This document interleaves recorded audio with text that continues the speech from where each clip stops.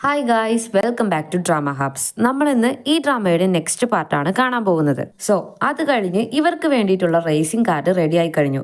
ഭയങ്കരമായിട്ടുണ്ടെന്ന് പറഞ്ഞ് ഹീറോയും വായും വിളിച്ച് നോക്കിക്കൊണ്ടിരിക്കുമ്പോൾ ഹീറോയുടെ ചേട്ടൻ അവിടേക്ക് വരുന്നുണ്ട്. ഞാനാണ് ടീം മാനേജർ സൂസു, വരൂ സാർ എന്ന് പറഞ്ഞ് മാനേജർ ലേഡി വിളിച്ചതും, ആഹാ നിങ്ങളാണോ മാനേജർ, നിങ്ങളെ പറ്റി ഞാൻ നിറയെ കേട്ടിട്ടുണ്ട്. ഞാൻ എന്റെ ബ്രദറിനെ ജസ്റ്റ് കണ്ടിട്ട് പോകാമെന്ന് കരുതി വന്നതാണെന്ന് പറയും. പക്ഷെ അവൻ വെറുതെ വന്നതല്ല, ആ ഡേഞ്ചർ ആയ ഒരു റേസർ ഉണ്ടെന്ന് പറഞ്ഞിരുന്നില്ലേ, അവനെയും കയ്യോടെ കൂട്ടിയിട്ടാണ് വന്നിരിക്കുന്നത്. അവൻ ഹീറോയുടെ മുത്തശ്ശന്റെ കമ്പനിയിൽ റേസർ ആയിട്ട് ജോയിൻ ചെയ്യാമെന്ന് എഗ്രിമെന്റിൽ സൈൻ ചെയ്തും കഴിഞ്ഞു. ബ്രദറിന്റെ കൂടെ വന്നവൻ ചുമ്മാ നിൽക്കാതെ, നീയാണോ ഈ കാർ റിപ്പയർ ചെയ്തത്, നീ ശരിയാക്കിയ കാർ പൊളിക്കാനായിട്ട് ഓ നീ ഈ ഗൂയിച്ചാനെ കൊണ്ട് സിമ്പിൾ ആയിട്ട് പറ്റും അല്ലേ ഗൂയിച്ചാൻ, നീ തന്നെ പറയുന്നത് ഒരുമാതിരി കളിയാക്കിയതും മെക്കാനിക് പയ്യൻ ഫാങ്ങിന് നല്ല രീതിയിൽ ദേഷ്യം വരുന്നുണ്ട്. അപ്പോഴേക്കും ചേട്ടൻ മതി മതി എന്ന് പറഞ്ഞത് കൊണ്ടാണ്, അല്ലെങ്കിൽ ശരിക്കും ഫാങ്ക് അവനെ നല്ലോണം പെരുമാറിയേനെ. ജാങ് നിങ്ങൾ സാറിന്റെ കമ്പനിയിൽ ജോയിൻ ചെയ്തു എന്ന് ഒരു ന്യൂസ് കിട്ടി, പക്ഷെ എന്തുകൊണ്ടാണ് ഇത്രയ്ക്ക് മോശമായിട്ട് നിങ്ങൾ ബിഹേവ് ചെയ്യുന്നതെന്ന് ഒന്ന് പറഞ്ഞു തരാമോ എന്ന് മാനേജർ ലേഡി ചോദിച്ചതും ആ ജാങ്ങിന് നല്ലപോലെ ദേഷ്യം വരുന്നുണ്ട്. ഇല്ല മാനേജർ സു, ഞാൻ എൻ്റെ അനിയനെ കാണാൻ വേണ്ടി വന്നതാണെന്ന് പറഞ്ഞിട്ടേ ഹീറോയുടെ അടുത്തേക്ക് വരുവാണ്. ഞാനും മുത്തശ്ശനും നിന്നെ ഒരുപാട് മിസ് ചെയ്യുന്നുണ്ട്. പോരാത്തതിന് മുത്തശ്ശൻ നിന്നെ തന്നെയാ ചോദിച്ചോണ്ടിരിക്കുന്നേ. സമയം കിട്ടുമ്പോൾ വീട്ടിലേക്കൊന്ന് വന്നിട്ട് പോടാ മോനെ എന്ന് പറഞ്ഞിട്ടേ അടുത്തേക്ക് വന്ന് ഒരുമാതിരി വില്ലന്മാരെ പോലെ ചിരിച്ചുകൊണ്ടേ പറയും. ജാങ്ങിനെ പോലെ ഒരു സൂപ്പറായ റേസർ അവന്റെ കാലെല്ലാം നല്ല രീതിയിൽ ശരിയായതിനു ശേഷം നമ്മുടെ കമ്പനിയുടെ ടീമിൽ ജോയിൻ ചെയ്തത് ഒരു ഭാഗ്യം തന്നെ അല്ലേ. അവന് പറ്റിയ ഇഞ്ചുറി കാരണം അവന്റെ കരിയർ നഷ്ടമായെങ്കില് നമ്മൾക്കെന്ന് നഷ്ടമായിരുന്നിരിക്കും. പക്ഷെ ആ ഇഞ്ചുറി നീ കാരണമാണ് ആയതെന്ന് ഓർക്കുമ്പോഴും അവൻ നമ്മുടെ ടീമിൽ വന്ന് ജോയിൻ ചെയ്തത് കൊണ്ടും നിനക്ക് പ്രശ്നമൊന്നും ഇല്ലല്ലോ എന്ന് ചോദിച്ചാല് ഇതിനെ കുറിച്ച് കേൾക്കുമ്പോൾ തന്നെ ഹീറോയ്ക്ക് ഒരുമാതിരി മൈൻഡ് അപ്സെറ്റ് ആകുന്നുണ്ട്. ഇല്ല ഞാൻ അങ്ങനെയൊന്നും വിചാരിക്കില്ല എന്ന് ഹീറോ പറയാണ്. ഓക്കേടാ മോനെ, എന്നാ ശരി, ഗുഡ് ലക്ക് എന്ന് പറഞ്ഞിട്ട് ചേട്ടൻ പോയ പിന്നാലെ ജാങ്ങും റേസിംഗ് ട്രാക്കിൽ വെച്ച് കാണാമെന്ന പോലെ അവനും പറഞ്ഞിട്ട് പോകുകയാണ്, ഒരുമാതിരി വാർണിംഗ് പോലെ. സോ അന്ന് ഹീറോയുടെ സ്വപ്നത്തിൽ വന്നത് നടക്കാൻ പോകുന്ന കാര്യമല്ല, ഓൾറെഡി നടന്നു കഴിഞ്ഞ കാര്യങ്ങളാണ്. അവൻ അതിന്റെ ഗിൽറ്റിനെസ്സിലായിരുന്നു ഉണ്ടായിരുന്നത്. ഒരു ഡ്രാമ പോലെ അവന്റെ കൂടെ അതുണ്ടായിരുന്നു. നീ ഓക്കെ ആണോ എന്ന് ഹീറോയും ചോദിച്ചാല് അവൻ ഒന്നും മിണ്ടാതെ പോയി കളയും. മുൻപ് ജാങ് നമ്മുടെ ഹീറോ എല്ലാവരും ചേർന്ന് ഒരു കാർ റേസിംഗിലായിരിക്കുമ്പോഴാണ് ജാങ്ങിന് വലിയൊരു ആക്സിഡന്റ് സംഭവിക്കുന്നത്. അറിഞ്ഞോ അറിയാതെയോ അതിന് ഹീറോ കാരണമായി എന്ന് തോന്നുന്നു. അതുകൊണ്ട് അന്ന് നടന്ന കാര്യങ്ങളൊക്കെ അവൻ ചിന്തിച്ചിട്ട് കാർ വളരെ സ്പീഡിൽ ട്രാക്കിൽ ഓടിച്ചുകൊണ്ടേയിരിക്കുവാണ്. ഇത് കണ്ട് സൂയും നമ്മുടെ ഹീറോയിനും നമ്മുടെ ഗു കാരണം ജാങ്ങിന് വളരെ വലിയൊരു ആക്സിഡന്റ് ഉണ്ടായി. സീരിയസ് ആയി കോമ സ്റ്റേജിലേക്ക് വരെ പോയി. അതുകൊണ്ട് നമ്മുടെ ടീം വിട്ടേ അവൻ പോയത്.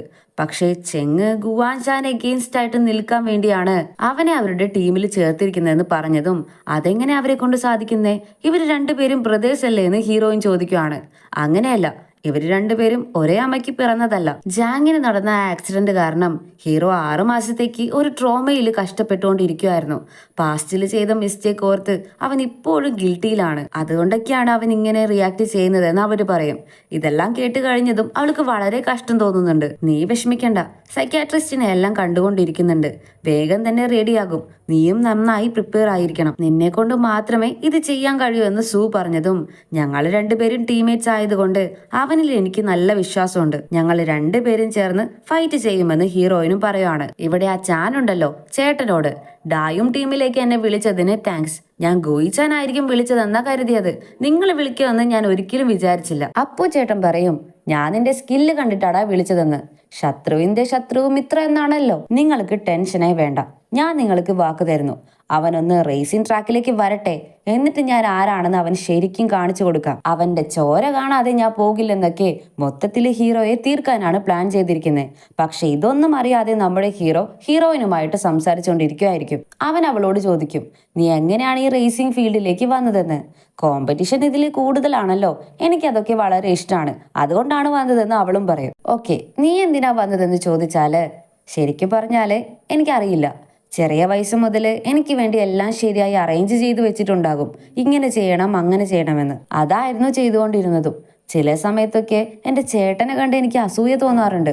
മുത്തശ്ശൻ അവനെ മൈൻഡേ ചെയ്യത്തില്ല, അതുകൊണ്ട് അവൻ ഫ്രീ ആയിരിക്കും, അവന് ഇഷ്ടമുള്ളതൊക്കെ ചെയ്യാമെന്നൊക്കെ പറഞ്ഞതും ഹീറോയിൻ ഇത് കേട്ടിട്ട്, നീ റേസിലേക്ക് വരാനായിട്ട് ഇതൊക്കെ കാരണമായിരുന്നാലും നിനക്ക് അത്രയ്ക്കും ഇഷ്ടപ്പെട്ടിട്ടല്ലേ വന്നതെന്ന പോലെ ഹീറോയിൻ ചോദിക്കുവാണ്. നീ എനിക്ക് വേണ്ടി അത്രയ്ക്ക് സങ്കടപ്പെടുമൊന്നും വേണ്ട, ഞാൻ നിന്നോട് ജസ്റ്റ് ഈ കാര്യങ്ങളൊക്കെ ഷെയർ ചെയ്തു, അത്രേ ഉള്ളൂ. ഈ റേസിംഗ് ആണ് എന്റെ വൺ ആൻഡ് ഓൺലി ചോയ്സ്.